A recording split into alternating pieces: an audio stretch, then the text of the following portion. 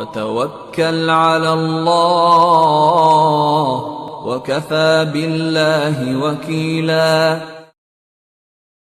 A question came up in the discussion. There was this, young sister who asked the question, I love everything about Islam except hijab.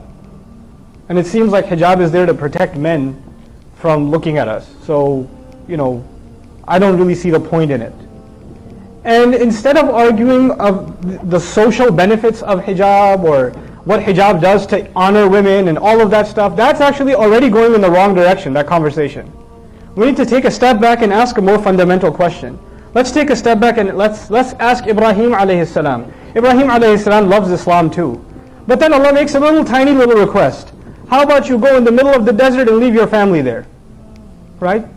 He's not one that's going to say, I love everything about Islam, but this whole leaving my family in the middle to die thing, I don't know. I'm not that comfortable with that. And after he's done with that, you know what? Why don't you jump into a fire? I love everything about Islam, except this whole, burning myself alive. That's asking a little too much. Nope.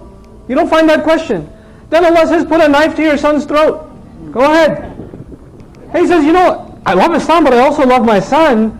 I don't know, can you give me a logical explanation for why I should do this? Can you tell me the social benefits or some of the other reasons, other benefits that why I should be obeying you? إِذْ قَالَ لَهُ رَبُّهُ أَسْلِمْ قَالَ أَسْلَمْتُ لِرَبِّ الْعَالَمِينَ. There's a reason Allah taught us that lesson in Surah Al-Baqarah. Whenever Allah said to him, give yourself up, submit, surrender, he said, I surrender, I give myself up, I submit myself entirely before the master of all peoples, لِرَبِّ الْعَالَمِينَ.